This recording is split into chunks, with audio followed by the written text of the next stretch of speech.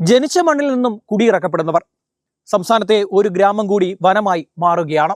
കൊല്ലത്തെ റോസ്മല. ഇതുവരെ 55 കുടുംബങ്ങളെ സർക്കാർ അവിടെ നിന്നും ഒഴിപ്പിച്ചു. ബാക്കിയുള്ളവരെയും ഒഴിപ്പിക്കും. റോസ്മല പൂർണ്ണമായും വനമേഖലയായി മാറാൻ പോവുകയാണ്. ഞാൻ ആർ ശ്യാംബാബു, മീഡിയ മലയാളത്തിലേക്ക് സ്വാഗതം. ബ്രിട്ടീഷുകാരുടെ തേയിലത്തോട്ടമായിരുന്നു റോസ്മല. കുളത്തൂപ്പുഴ വഴിയാണ് ഇവിടേക്ക് എത്താൻ സാധിക്കുമായിരുന്നത്. അതുകൊണ്ട് കുളത്തൂപ്പുഴ പഞ്ചായത്തിൽ ഉൾപ്പെട്ടു. എന്നാൽ പരപ്പാർ ഡാം വന്നതോടെ വഴി അടഞ്ഞു. കാട്ടിലൂടെ പിന്നെ വഴി വെട്ടി. ഇപ്പോൾ ചെന്തുരുണി വന്യജീവി സങ്കേതത്തിലൂടെയാണ് റോസ്മലയിൽ എത്താൻ സാധിക്കുക. ഒരുപക്ഷെ അതായിരിക്കും പ്രോജക്റ്റ് ടൈഗറിൽ റോസ്മല ഉൾപ്പെടാൻ കാരണം. 8 ജില്ലകളിലാണ് റീബിൽഡ് കേരള എന്ന പേരിൽ സംസ്ഥാനത്ത് പദ്ധതി നടപ്പാകുന്നത്. വനത്തിനുള്ളിൽ താമസിക്കുന്നവരെ കുടിയൊഴിപ്പിക്കുക എന്നതാണ് ലക്ഷ്യം. 15 ലക്ഷം രൂപയാണ് കുറഞ്ഞ പരിധി നൽകുക. പക്ഷേ ഒരു കുഴപ്പമുണ്ട്. 1 സെന്റ് മുതൽ 5 ഏക്കർ വരെയും ഈ തുകയാണ്. അതായത് 1 സെന്റ് ഉള്ള ആൾക്ക് ലാഭവും 5 ഏക്കർ ഉള്ള ആൾക്ക് നഷ്ടവും സംഭവിക്കും. അതുകൊണ്ട് തന്നെ ഇടത്തരക്കാരും സാമ്പത്തികമായി മുന്നോക്കം നിൽക്കുന്നവരും ഈ പദ്ധതിയോട് മുഖം ധരിക്കുന്നു. ഇപ്പോൾ എനിക്കൊപ്പം റോസ്മലയിലെ വാർഡ് മെമ്പർ ഉണ്ട്. അദ്ദേഹത്തോട് തന്നെ ഈ പദ്ധതിയുടെ കാര്യങ്ങൾ അത് എങ്ങനെയാണ് എന്ന് ചോദിച്ച് മനസ്സിലാക്കാം. ഒപ്പം എത്ര കുടുംബങ്ങൾ ഇവിടുന്ന് പോയി, ഇനി എത്ര കുടുംബങ്ങൾ ഇവിടുന്ന് പോകാൻ പോകുന്നു എന്ന കാര്യമൊക്കെ അദ്ദേഹം പറയും. ചേട്ടാ, എങ്ങനെയാണ് ഈ പദ്ധതി? ഈ പദ്ധതിയെ സംബന്ധിച്ച് പറയുമ്പോൾ 2018 കേന്ദ്ര സർക്കാർ കൊണ്ടുവന്ന ഒരു പദ്ധതിയാണിത്. അതിൽ സംസ്ഥാന സർക്കാരും കൂടെ ഭാഗഭാക്കായി ചേർന്നുകൊണ്ട് കേന്ദ്ര സർക്കാർ ഒഴിഞ്ഞു പോകുന്ന ഒരു കുടുംബങ്ങൾക്ക് 10 ലക്ഷം രൂപയും സംസ്ഥാന സർക്കാർ പദ്ധതി വിഹിതമായി 5 ലക്ഷം രൂപ കൊടുത്ത് ഒരു യൂണിറ്റ് 15 ലക്ഷം രൂപ കൊടുത്താണ് ഒരു കുടുംബത്തെ ഇവിടെ നിന്ന് ഇറക്കി വിടുന്നത്. അപ്പോൾ ആ ഒരു കുടുംബം എന്ന് വീക്ഷിക്കുമ്പോൾ തന്നെ ആ കുടുംബത്തിൽ തന്നെ ഉപകുടുംബങ്ങളുമുണ്ട്. അതായത് ഇപ്പോൾ ഞാനും എൻ്റെ ഭാര്യയും അടങ്ങുന്ന ഒരു കുടുംബം. അതിനോടൊപ്പം എൻ്റെ മക്കൾ പ്രായപൂർത്തിയായ 18 വയസ്സായ മക്കളുണ്ടെങ്കിൽ എന്നോടൊപ്പം താമസിക്കുന്നു.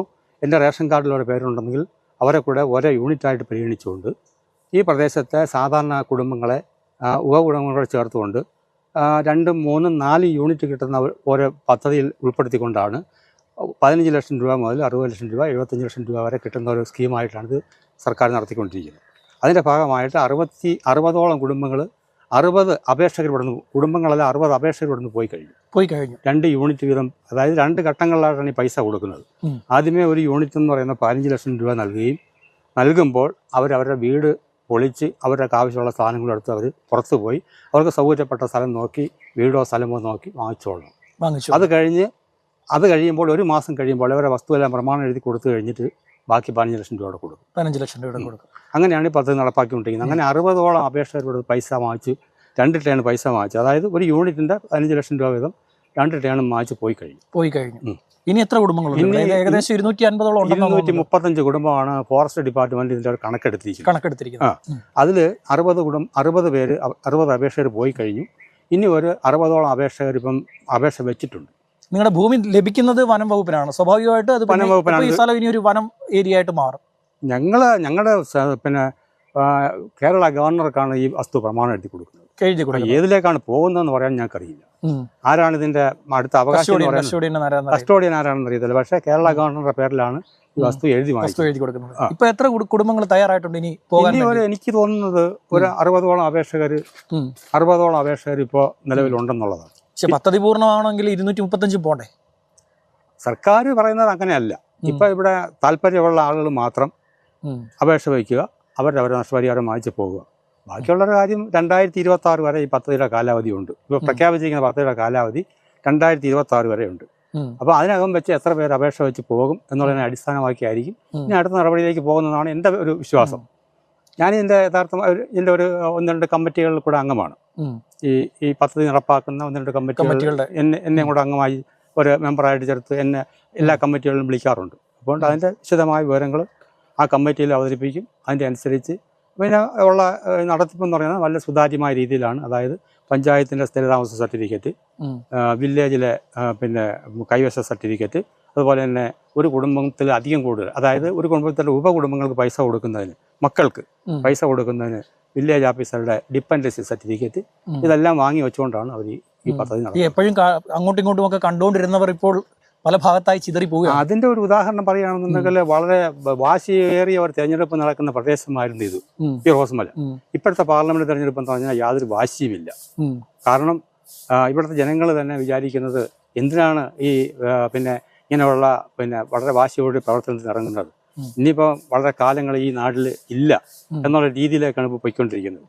മാത്രമല്ല ഇത് ഇങ്ങനെ ഒരു പദ്ധതി ഇവിടെ കൊണ്ടുവരുമ്പോൾ അടിസ്ഥാന സൗകര്യങ്ങളെല്ലാം കൊണ്ടുവന്നതിന് ശേഷം വൈദ്യുതി, റോഡ്, അതുപോലെ തന്നെ ഭൂമിക്ക് പട്ടയം, പിന്നെ സ്കൂള്, UP സ്കൂള് ഇങ്ങനെയുള്ള അടിസ്ഥാന സൗകര്യങ്ങളെല്ലാം കൊണ്ടുവന്നതിന് ശേഷം ഈ ഒരു 10 വർഷത്തിനകം വെച്ചാണ് ഈ പദ്ധതികളെല്ലാം വന്നത്. അതിന് മുമ്പെല്ലാം വളരെ റിമോട്ട് ഏരിയ ആയിരുന്നു. വന്നതിന് ശേഷം യാതൊരു അറിയിപ്പും കൂടാതെ സംസ്ഥാന സർക്കാരും കേന്ദ്ര സർക്കാരും കൂടെ ഇങ്ങനെ പദ്ധതി പ്രദേശമായി ഇത് പ്രഖ്യാപിച്ചപ്പോൾ ഇവിടുത്തെ ആളുകൾക്ക് അതിനകത്ത് വലിയ മനപ്രയാസമുണ്ട്.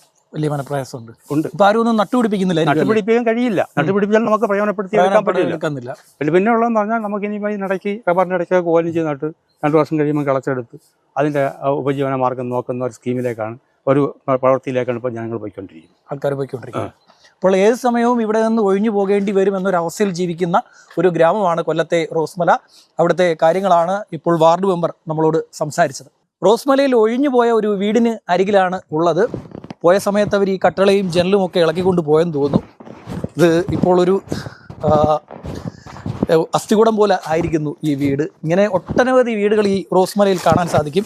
ഏതാണ്ട് 55 കുടുംബങ്ങളാണ്, 50-ലധികം കുടുംബങ്ങൾ ഇതിനോടകം ഒഴിഞ്ഞു പോയിട്ടുണ്ട്. ഇനിയും കുറേ പേർ പോകാനിരിക്കുന്നു. ഏതായാലും ഭാവിയിൽ ഇതൊരു വനമായി മാറും എന്നാണ് കരുതേണ്ടത്. കാരണം കേരള ഗവർണർക്ക് എഴുതി കൊടുക്കുന്ന പ്രമാണം പിന്നീട് ഇത് കേരള ഫോറസ്റ്റിലേക്ക്, വനം വകുപ്പിലേക്കാണ് പോകുന്നത്. സ്വാഭാവികമായും അത് വനമായി പ്രഖ്യാപിക്കാനുള്ള ഒരു പദ്ധതിയായി ഇത് മാറും എന്നാണ് കരുതേണ്ടത്. ഇപ്പോൾ സ്വയം ഒഴിഞ്ഞു പോകണമെന്നാണ് സർക്കാർ നിർദ്ദേശം. വൈകാതെ അത് ബലപ്രയോഗത്തിലേക്ക് മാറും. എങ്കിൽ മാത്രമേ പദ്ധതി പൂർണ്ണമാവുകയുള്ളൂ. റോസ്മലയിൽ നിന്നാൽ പരപ്പാർ ഡാമിനെ റോസാപ്പൂവിൻ്റെ ഇതൾ വീണ പോലെ കാണാൻ സാധിക്കും. അതുകൊണ്ടാണ് റോസ്മല എന്ന പേര് വന്നതെന്ന് പറയാറുണ്ട്. പൂർണ്ണമായും വനമായി മാറിയാൽ ആ കാഴ്ച കാണാനാകുമെന്നതും അവസാനിച്ചേക്കും. 2026ഓടെ ഓപ്പറേഷൻ ടൈഗർ പൂർത്തിയാക്കാനാകുമെന്ന് സർക്കാർ കരുതുന്നു. അതായത് റോസ്മല എന്ന ഗ്രാമം 2026 വരെയുള്ളൂ എന്നർത്ഥം. ജനിച്ച മണ്ണിൽ നിന്ന് കുടിയിറക്കപ്പെടുകയാണ് കൊല്ലത്തെ റോസ്മലയിലെ ജനത. പരസ്പരം കണ്ടു വളർന്നവർ ഇനി കാണാൻ പോലും സാധിക്കാത്ത രീതിയിൽ പല സ്ഥലങ്ങളിലേക്ക് പറിച്ചു നടപ്പെടുന്നു. പല നാടുകളിൽ ജീവിക്കാൻ പോകുന്നു. ക്യാമറമാൻ പ്രണവനൊപ്പം ആർ ശ്യാംബാബു, മീഡിയ മലയാളം.